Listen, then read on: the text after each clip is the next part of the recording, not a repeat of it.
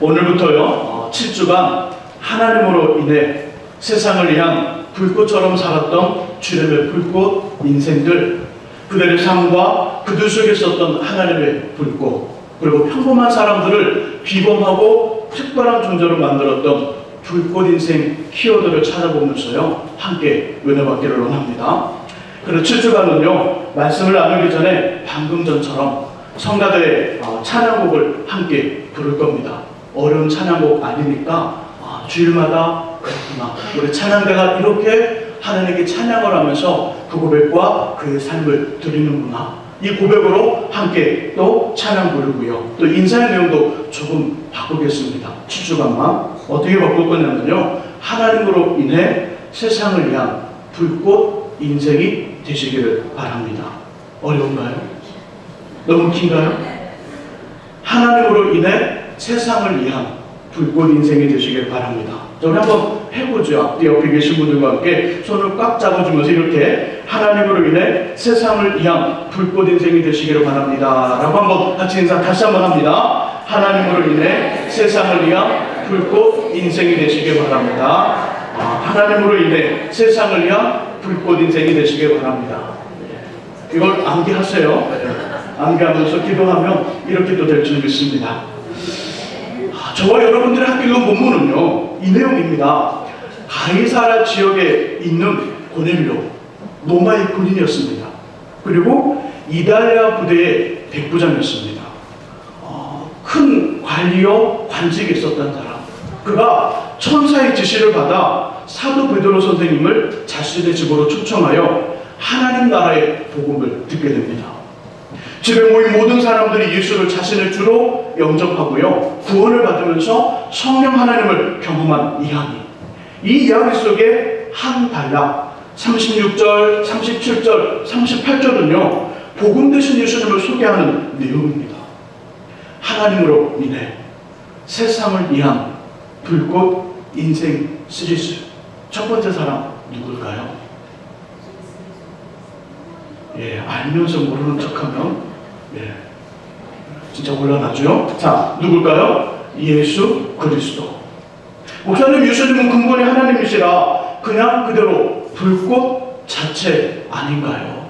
이렇게 말할 수 있지만요, 그 인생을 곰곰이 묵상해보면 하나님으로 인해서 세상을 위한 불꽃 인생이 된 전형적인 모델이구나, 이 마음을 갖게 될 것입니다. 그의 나이 30이 되어 예수님은 불꽃처럼 타올랐습니다. 30이 되어 불꽃 인생이 되었다는 것이죠. 하지만 그 전에 인생은요 보잘것 없었습니다. 예수님의 출생과 처음을 기억해 보시기 바랍니다. 아주 보통의 아이들보다 부족했습니다. 예수님의 출생, 예수님의 처음 생각해 보면요 보통의 아이들보다 부족한 출생이었습니다. 천사 가브리엘의 지시를 따라 아직 결혼하지 않은 처녀 마리아에게 아이가 임신되지요. 조용히 이 일을 정리하고자 했던 마리아의 약혼자 요셉, 다시 천사가 가브리엘이 요셉에게 나타나 앞뒤 전후 사정을 설명하고 이해를 시킵니다. 이 말을 듣고 약혼자 마리아와 결혼을 했으나 아이가 태어날 때까지 부부의 관계를 갖지 않았던 모습에서 요셉의 두 가지를 찾아볼 수 있습니다. 하나는 이것이죠. 하나, 천사를 통해 이 일을 진행하시는 하나님의 믿음과 경외심이 그 속에 있었습니다. 요셉의 마음속에 맞다, 지금 이 일을 하나님이 하시는구나, 이 경외심이 있었습니다. 또 하나는요 이것입니다. 자신의 아내에게 잉태되어 있는 뱃속의 아이에게 어떻게 해야 할 줄을 모르는 애매함이 그 속에 있었습니다. 요셉의 마음속에 두 가지가 공존했던 것이죠. 하나님은 하나이다, 하나는 경외심, 하나님은 믿음이 있었고, 두 번째는 이 아이를 어떻게 대해야 되지, 이 아이를. 천사는 나타나 구주라고 말했고 메시아라고 말했는데 지금 보니까 자신의 아내의 뱃속에서 아이가 자라나고 있습니다. 애매한 거지요. 어떻게 대할 줄 모르는 애매함. 보통의 남자 어떡할까요? 사랑하는 여인과 결혼하여 아내가 첫 아이를 가지면 신비합니다. 신비함 그 자체입니다. 신비함과 자신을 닮은 어린애가 태어난다는 것으로 흥분합니다. 그 마음이. 그리고 그 아이가 태어날 날짜만을 손꼽아 기다립니다. 그만큼 사랑하고요, 관심과 애정을 갖는다는 것이지요. 하지만 요셉은요, 어떤 상황입니까? 지금 갈등 중입니다. 갈등 중. 마음이 정리가 되어 있지 않은 거예요. 당연히 아내의 뱃속에 있는 아기에 대한 애정과 사랑, 또 관심 있었습니다. 동시에 말로 어떻게 정확히 표현할 수 없는 물음표 존재했다는 것이지요. 사랑의 마음과 함께 물음표가 존재합니다. 다른 아가들이 진한 100%의 아버지 사랑과 애정을 받았다면, 예수님은 진하지만 약간은 흐린 100%의 아버지의 애정과 사랑 속에 이 땅에 오셨습니다. 물음표를 함께 가지고 왔다는 겁니다. 누구의 마음속에? 이 땅의 아버지 요셉의 마음속에. 보통의 아이들은, 보통의 아가들은 아버지의 그 물음표가 아니라 진한 사랑, 진한 애정, 진한 관심을 갖고 태어났는데, 예수님은 거기에다가 물음표 하나를 더 달고 왔습니다. 그만큼 처음이 보통의 아이들보다는 부족했습니다. 오시자마자 어떤 일이 생깁니까? 헤로당을 피해 다니는 도망자가 되었고요, 자신 때문에 유다 베들레헴 근처에 2살 아래에 산의 아이들이 죽임을 당하는 원인 제공자가 됩니다. 헤롯이 명령을 내립니다. 이제부터 나이를 계산해봐라. 유다 베들레헴 지역에 2살 아래의 모든 사내들을 죽여라. 그곳에 왕이 태어났다고 했는데 그 왕 내가 보지 못하였으니 그 왕을 잡아 죽여야 된다. 그러니 2살 아래의 모든 사내아이들 다 죽이라 명령을 내립니다. 이 사건의 원인 제공자 예수님이었습니다. 예수님의 시작 처음은요, 보통의 평범한 아이들보다 부족했지요. 어느덧 10살이 되었습니다. 12살 청소년이 되었지요. 매년 하는 대로 6월절에 아버지와 어머니와 함께 예루살렘에 올라가 6월절 예배를 드렸습니다. 그 후 아버지 요셉의 이야기 더 이상 성경에 나오지 않습니다. 누가복음 2장에서 아버지와 어머니와 예수님 이 셋이 유다 또 예루살렘에 올라가 6월절 예배를 드렸는데요, 그 예배 드린 이후에 아버지 요셉의 이야기는 성경에서 싹 사라져요. 성경학자들은 이구동성으로 요셉이 병들었거나 다른 이유로 일찍 죽었을 것이라 이야기합니다. 10대의 청소년 시절에 예수님은 어머니 마리아와 야고보, 요셉, 시몬, 유다, 그의 누이들과 동생들을 책임져야 하는 가장이 된 것입니다. 가장. 요즘 말로 소년 가장이었습니다. 그가 할 수 있는 어떤 일이었을까요? 그의 일은, 그의 직업은요, 아버지 요셉처럼 목수였습니다. 예수님이 살았을 당시 이스라엘 사람들에게도 3D 업종이 있었습니다. 멀리하고 기피하며 무시받고 피하는 일, 직업이 3가지 있었는데요, 하나는 어부입니다. 어부였고요, 또 하나는 목자였습니다. 3번째는 목수였습니다. 예수의 직업은 목수였습니다. 태어남, 출생 그 자체가 아버지의 듬뿍적인 애정과 사랑이 아니라 사랑과 함께 물음표, 어떻게 할 줄을 정확히 알지 못하는 애매함이 동시에 있었고요, 부모님의 후원으로 청소년 시절을 보내며 장년을 준비해야 하는데 후원을 받을 나이에 가장이 되어버렸습니다. 가장이 되어 가정을 이끌어야 될 책임을 맡았지요. 당시의 사람들이 천대하고 무시하는 목수의 일로요. 한마디로 그의 인생은 별 볼 일 없었습니다. 분명히 예수님은 영웅입니다. 우리의 영웅이고요, 인류의 영웅입니다. 그러나 예수님의 처음은요, 마치 무대 뒤에 숨겨진 영웅의 삶처럼 아무도 그의 삶을 알아주지 못하고 또 그의 삶을 전혀 이해하지 못하는 무대 뒤에 숨겨진 영웅의 삶을 살았던 것입니다. 하지만 그의 나이 30이 되었을 때 세상을 위한, 우리를 위한 불꽃 인생이 됩니다. 때가 찼고 하나님 나라가 가까이 왔으니 회개하고 복음을 믿으라 선포하시면서 천국 주님의 나라를 전합니다. 가는 곳마다 역사가 나타났지요. 물고기 2마리와 떡 7개로 4,000명을 충분히 먹이신 후 7 광주리를 낚은 7병 이후의 기적. 파도가 있는 바다 위를 유유히 걸어오시면서 높은 파도로 고생하는 제자들을 위해 바다야 잔잔하라 말씀하시고 제자들이 타고 있는 배를 평안하게 만드시는 사건들. 한 번은요, 베데스다라는 연못에 가셨습니다. 거기에는 많은 병자들, 절뚝발이, 소경, 귀머거리, 말 못하는 사람들, 연못에 물이 움직이면 천사가 내려온 것이고요. 그 말에 처음으로 들어간 사람은 어떤 병도 낫는다는 전설을 믿으면서 물이 움직이기만을 기다리고 있습니다. 예수님 그곳에 나타나 병이 들어 38년 동안 꿈도 못하는 사람을 찾아가 일어나 내 자리를 들고 걸어가라 말씀하심으로 그 사람을 고쳐주셨지요. 마을의 모든 사람들이 모여 죽어가는 여자아이를 보면서 말을 이어가지 못했습니다. 딸을 먼저 보내는 아버지의 슬픔과 제대로 키워보지 못하고 져야 하는 아이의 인생이 너무 가슴 아파 울고 또 울고 있었지요. 그런데 주님, 이곳에 초를 치는 것도 안 될 텐데 슬퍼하는 그들에게 이 아이는 죽은 것이 아니라 자고 있다. 자고 있다. 죽어가는 것과 방금 전 죽음을 확인한 이 마을 사람들은 이렇게 말합니다. 젊은 청년 예수가 미쳤구나. 잠단히 죽은 것을 확인했는데 잠단히 저 사람 대단히 미쳤구나. 그런 말을 수근수근거립니다.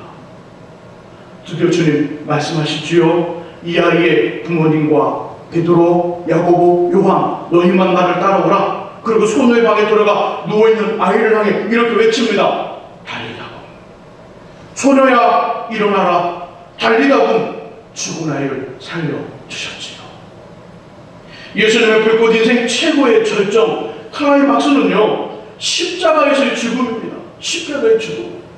인류의 죄를 용서하시기에 죄 없는 누군가 대신에 희생제물이 되어야 하는데요, 죄 없는 사람은 오직 한 분 하나님이시면서 인간이었던 주님밖에 없기에 우리들의 눈에는 십자가의 죽음이 실패요 무기력한 죄인의 모습이지만 십자가의 죽음을 기꺼이 선택하며 수용합니다.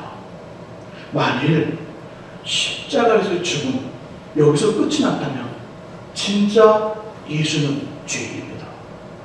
진짜 예수는 죄인이고요, 실패자이고요, 무기력한 존재였을 것입니다. 하지만 예수님은 3일 만에 다시 살아나십니다. 40일 있다가 하늘 올라가 하나님 보좌우편에 앉으셨습니다. 이제 모든 사람들, 과거나 현재나 미래의 모든 사람들은 예수님을 믿으며 구원을 받고요, 믿지 않으면 심판을 받게 됩니다. 구원의 주가 되셨습니다. 인류의 메시아, 모든 사람들이 그 배 앞에 무릎을 꿇고요, 은혜를 구하는 대상이 되었습니다. 그리고 머지않아 주님은, 예수님은 다시 오실 겁니다. 오셔서 선한 자와 악한 자, 상을 받을 자와 진노의 잔을 받을 자를 구별하실 것입니다. 어떻게 예수라는 이 사람에게 이런 일이 생겼을까요? 어떻게 예수라는 이 청년에게, 어떻게 무대 뒤에 있는 영웅, 무대 뒤에 숨겨진 한 번도 주연을 맡아보지 못한 이 조연 인생이, 이 무대 뒤에 숨겨진 이 영웅의 인생이 어떻게 무대 위로 올라가 주연의 삶을 살아가고 영웅의 인생이 되었을까요? 출생 처음이 평범하지 않습니다. 보통 이해합니다. 평범한 가정의 보통의 아버지가 첫 번째 아이에게 갖는 그런 사랑과 관심, 애정이 아니라 뭔가 모를 애매한 부족한 관심과 부족한 사랑 안에서 태어났습니다. 부모님의 보호와 후원 아래에서 양육되어질 청소년 시절에 가족을 책임져야 하는 소년 가장으로 사람들에게 무시와 천대를 받던 목수의 일을 했습니다. 평범 이하의 예수가 보통 이상의 특별한 삶, 비범한 인생이 되어 세상과 우리를 위한 불꽃 인생이 되셨지요. 어떻게 그런 일이 일어났을까요? 본문이 그 답을 제공합니다. 우리 본문 38절을 함께 읽어보겠습니다. 사도행전 10장 38절 읽으시면서 어떻게 예수가 불꽃 인생이 되었는지를 찾아보시기 바랍니다. 우리 38절 같이 읽습니다. 하나님이 나사렛 예수에게 성령과 능력을 기름 붓듯 하셨음에 그가 두루 다니시며 선한 일을 행하시고 마귀에게 들린 모든 사람을 고치셨으니 이는 하나님이 함께 하셨습니다. 아멘. 이 10장 38절은요, 38절은 우리가 암기하고 암송하고 두고두고 기도할 이 본문의 말씀을 사용해도 아주 충분히 은혜와 능력이 되는 말씀입니다. 38절의 중간 이렇게 말씀하죠. 그가 두루 다니시며 선한 일을 행하시고 마귀에게 들린 모든 사람을 고치셨으니, 이 부분은요 저와 여러분들 그리고 세상을 향한 불꽃 인생의 모습을 말씀합니다. 이렇게 될 수 있었던 방법 뭘까요? 찾았습니까? 뭐라고 앞뒤에 설명하죠? 앞부분과 뒷부분을 설명하고 있습니다. 뭐라고 설명할까요?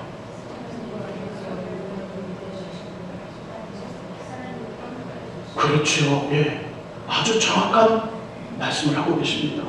하나님이 나사렛 예수에게 성령과 능력을 기름 붓듯 하셨다는 겁니다. 성부 하나님이 예수 그리스도에게, 나사렛 예수에게 성령을 기름 붓듯, 능력을 기름 붓듯 하셔서 두루 다니시면서 선한 일을 행하시고 마귀에게 들린 모든 사람을 고치셨다. 이는 하나님이 함께 하셨습니다. 이것을 한 단어로 표현한다면 이렇게 표현할 수 있습니다. 은혜요. 은혜. 하나님이 성령과 능력을 기름 붓듯 부어주신 것도 은혜입니다. 나사렛 예수에게 은혜를 부어주신 것이 은혜라는 것이지요. 그를 통하여, 그를 찾아, 그를 선택하여 그에게 기름과 능력을, 성령과 능력을 기름 붓듯 부어주신 그 자체가 은혜입니다. 함께하여 주신 것도 당연히 은혜입니다. 하나님의 은혜를 받아 평범 이하의 예수가 비범한 특별한 삶이 되어 우리를 죄에서 구원하시고요, 저와 여러분들의 질병과 문제를 또 치유하며 우리로 하여금 희망과 소망의 삶을 살아가는 불꽃 인생이 되셨습니다. 그러므로 하나님으로 인해 세상을 위한 불꽃 인생 시리즈 첫 번째 불꽃 인생 키워드는요, 은혜입니다. 은혜. 첫 번째가 뭐라고요? 다 같이 한번 해보시죠. 첫 번째가 뭐라고요? 은혜. 저는 먼저 예배 들으시는 저 여러분들 안에 늘 항상 은혜로 충만해지기를 소망합니다. 의학 공부를 하는 한 여대생이 있었습니다. 여대생. 대학 3학년 때 의학을 공부하다 보니까 우연히 마약과 또 마약을 접하게 되었고요. 그로 피곤할 때마다 마약을 복용을 했는데요, 그것이 습관이 되어버렸습니다. 인턴 과정도 레진더 과정을 거치면서 의사로 일하면서도 매일 마약을 조금 복용했습니다. 그렇게 하지 않으면 환자를 치료할 수 없을 정도가 되어버렸기 때문이지요. 나중에 그 사실이 병원에도 알려지고요, 또 동료들에게도 알려졌습니다. 할 수 없이 그 의사 선생님은요, 병원을 그만두게 되었지요. 병원을 그만두니까 집이 없잖아요. 그만 마약을 살 수 없는 아주 가난한 그 삶, 가난뱅이가 되어버렸고요, 절망에 빠지게 됩니다. 그래서요, 자신의 의지와 결단으로 마약을 끊어보기 위해 피나는 노력을 해보았지만 그때마다 허사였습니다. 그럴수록 자신을 향한 실망감만 더 높아졌습니다. 비가 오던 어느 날 저녁에 그녀는 자살을 결심합니다. 내가 의사인데, 내가 사람들을 고치는 의사인데 나는 나의 병을 고칠 수 없나 보다. 내 인생이 이렇게 살아서 어떡하나, 이거 무슨 의미가 있을까? 그런 마음을 가지고요, 이제는 죽으리라 생각하고 비를 잔뜩 맞으며 똥 옆에 저수지로 나아갑니다. 이제 마지막이구나, 삶의 마지막 순간이라는 것을 감지하면서요, 지금까지 한 번도 찾거나 불러본 적이 없는 하나님을 향해 무릎을 꿇습니다. 기도하기 시작합니다. 이 기도가 끝나면 나는 죽으리라. 저 저수지, 저 물로 들어가 죽으리라. 이 마음을 가지고요, 한 번도 불러보지 않은 하나님을 찾아봅니다. 하나님, 나는 아무것도 할 수 없는 사람입니다. 마약을 끊을 수가 없습니다. 이 마약의 이 중독에서 어떻게 자유로울 수 있을까요? 하나님, 나는 아무런 방법이 없습니다. 아무것도 할 수가 없습니다. 나를 구해주십시오. 은혜를 주십시오. 비를 맞으면서요, 간절히 기도하는데 갑자기 머리가 뜨거워지는 겁니다. 머리가 뜨거워지더니 그 뜨거움이 온몸에 전해지기 시작합니다. 전해지기. 그리고요, 양 어깨를 짓누르고 있던 무거운 짐을 누군가가 양 손으로 거두어가는 느낌을 받았습니다. 순간 그녀는 날듯이 평생 한 번도 느껴보지 않았던 그 날듯한 아주 가벼운 그 가벼움을 느꼈고요, 그 자리에서 일어나 하나님을 찬양합니다. 그리고 자살하는 마음 싹 사라지고요, 집으로 돌아갑니다. 그리고 그녀는 어떤 일을 했을까요? 깨끗이 마약을 끊어버립니다. 지금은요, 마약과 알코올 중독으로 삶을 포기한 사람들을 위해 봉사하면서 그들을 자신처럼 고치며 회복하는 일을 하고 있습니다. 그렇습니다. 하나님의 은혜이면 얼마든지 우리 인생도 가능합니다. 우리 인생도 된다는 거예요. 평범 이하의 삶, 보통 이하의 삶 괜찮습니다. 하나님의 은혜이면 얼마든지 비범하고 특별하고 불꽃 인생이 될 수 있음을 성경은 오늘 본문의 이야기, 예수 그리스도 이야기를 통하여 오늘 말씀하고 있습니다. 나의 삶이, 지금 나의 모습이 죄와 연약함과 또 습관적인 잘못 때문에 엉망입니다. 나를 봐도 나에게 희망이 없습니다. 너 왜 그러니? 너 왜 그렇게밖에 할 수 없니? 그런 또 핀잔이 내 스스로 다가오는 엉망인 삶도 괜찮습니다. 환경과 상황이 말이 안 되어도 괜찮습니다. 내 삶을 돌아봅니다. 내 인생과 내 가정을 돌아봅니다. 나의 남편과 나의 아내와 나의 자녀들을 돌아봅니다. 나를 돌아봅니다. 도저히 소망을 찾을 수 없습니다. 희망을 찾을 수 없습니다. 비빌 언덕이 없는 겁니다. 이렇게 말이 안 되는 상황이라도 괜찮습니다. 하나님의 은혜이면 얼마든지 비범하고 특별하며 불꽃 인생이 되기에 충분합니다. 하나님의 은혜이면 된다는 것이지요. 하나님의 은혜는요, 우리에게 영적인 세계에 하나님 나라에 대한 관심과 열심을 갖게 합니다. 줄곧 이 땅의 물질과 재미, 권력만을 바라보면서 그것을 붙잡게 쫓아갔던 우리 생활했던 우리를요, 하나님 나라와 영적인 세계를 바라보게 합니다. 무엇이요? 하나님의 은혜라. 이 땅의 물질과 이 땅의 재미와 이 땅의 권력만을 쫓아가기 위해서, 그것을 붙잡기 위해서 마음을 두고 생활했습니다. 그런데 하나님의 은혜는요, 우리를 하나님 나라와 영적인 세계를 바라보고 관심을 가지며 그곳에 마음을 두고 살아가는 거룩한 눈과 마음을 또 갖게 합니다. 하나님의 은혜는요, 죄를 점점점 멀리하게 하고요, 결국 이기게 합니다. 마치 찐득한 잘 붙는 고무처럼 딱 붙으면 쉽게 떨어지지 않는 거머리처럼 뛰면 다시 붙고요, 잘라내면 언제 그래라는 듯이 또다시 와서 자리를 잡는 죄. 은혜는요, 이런 죄를 점점 멀리하고 이기게 합니다. 일주일에 매일 그래야만 직성이 풀렸는데 이제는 일주일에 한 번, 두 번으로 횟수가 줍니다. 그러다가 2주에 한 번, 한 달에 한 번, 3개월 내지 4개월에 한 번, 반년에 한 번, 그리고 우리 안에서 그 죄의 모습이 없어집니다. 죄는 이긴 것이지요. 하나님 앞에 두려움과 좋은 것을 받지 못하게 하는 죄를 이기고 주님이 사용하시기에 깨끗하고 좋은 그릇이 되게 합니다. 하나님의 은혜가. 또한 하나님의 은혜는요, 자신만을 위해 내가 원하는 대로만 살던 나의 유익, 나의 쾌락, 나의 몸이 요구하는 것, 그것을 위해 살던 인생을 바꿔놓습니다. 하나님을 의식해요. 우리가 하나님을 온통 내 생각과 나의 관심과 나만의 세계 속에 살았던 나를 바꾸기 시작합니다. 누구를 바라보기 시작하고 누구를 의식할까요? 하나님을 의식합니다. 하나님을 의식하고 그분의 말씀에 흥미를 가집니다. 성경 말씀. 갑자기 어느 날부터인가 내 안에 말씀에 대한 흥미가 생기기 시작합니다. 평생 곁에 있는 친구처럼 놔두기만 했던 성경책을 펴 읽기 시작합니다.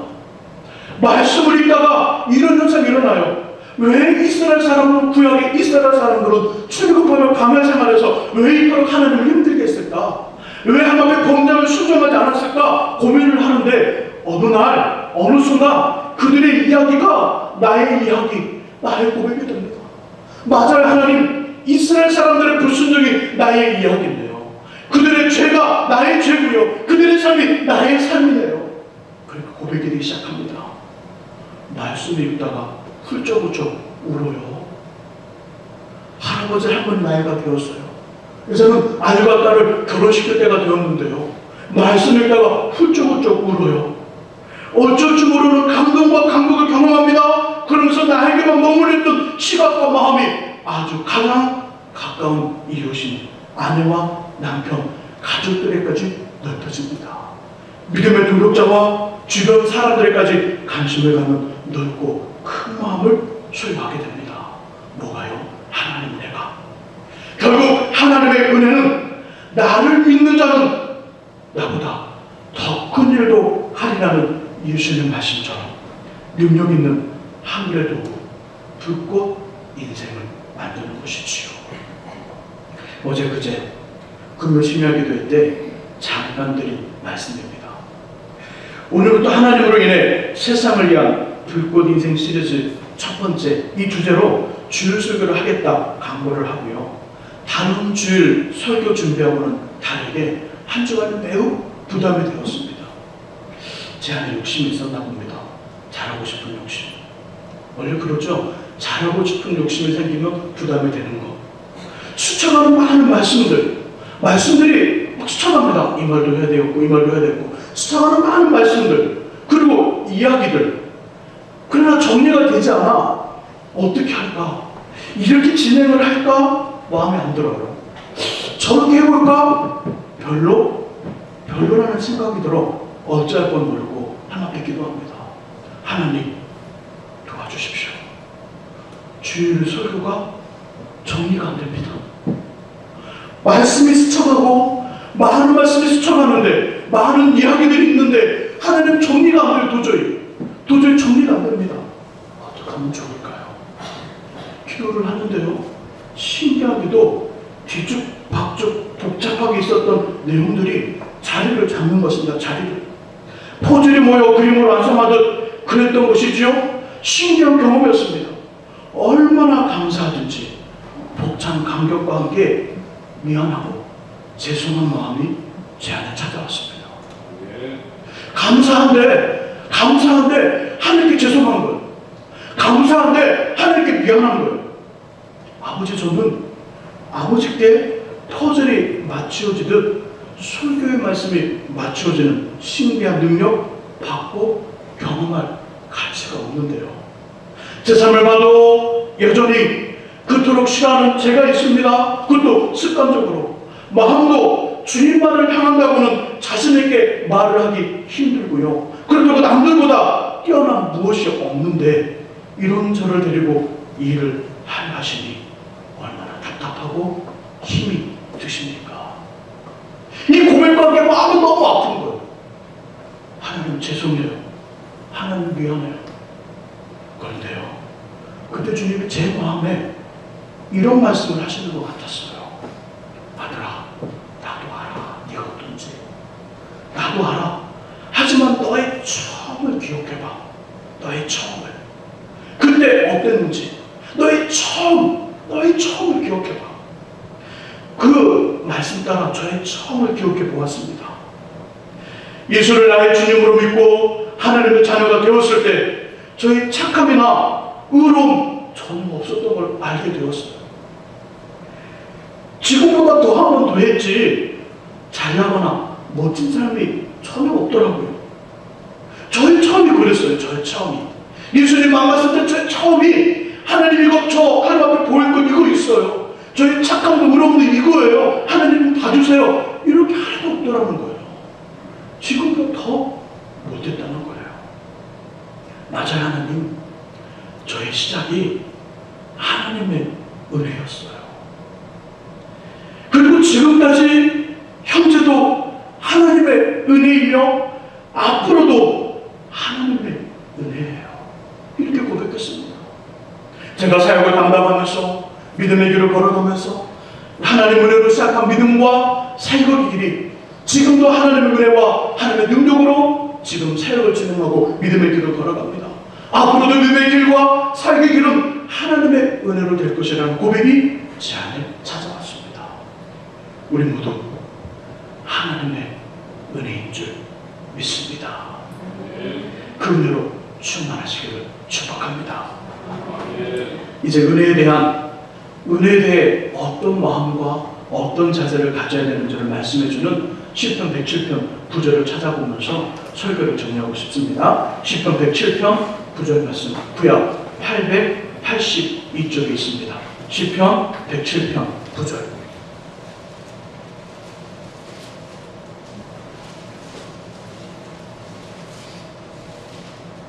우리 시편 107편 9절의 말씀, 은혜에 대해 어떤 마음을 가져야 되고 어떤 자세를 가져야 되는지 말씀해 줍니다. 107편 9절 읽습니다. 그가 사모하는 영혼에게 만족을 주시며 줄인 영혼에게 좋은 것으로 채워주심이로다. 아멘. 성경이 말씀하시는 하나님 은혜에 대한 우리의 마음과 자세는 두 가지입니다. 어찌 보면 하나인데요. 이겁니다. 그 은혜에 대해 사모함을 가지라. 그 은혜에 대해 줄이라. 배고파라. 배고파라. 어느 감독이 이런 말을 했죠. 저는 꼴을 배고파합니다. 꼴 있는 걸 배고파합니다. 이 말처럼 은혜에 대해 배고픕니다. 은혜를 사모합니다. 은혜에 대해 줄입니다. 은혜를 간절히 원합니다. 그럼 어떤 일이 벌어질까요? 좋은 것으로 채우시며 만족함을 주시겠다고 약속하십니다. 평범 이하의 삶을 비범하고 특별한 인생과 삶으로 충분히 역전시키고요. 세상을 위한 불꽃 인생이 되게 하시는 하나님의 은혜를 겸손히 사모하며 원하고 필요로 하십시오. 그래서 충만히 내려주시는 하늘 아버지의 은혜로 거룩한 불꽃, 세상을 위한 불꽃 인생들이 되시기를 주님의 이름으로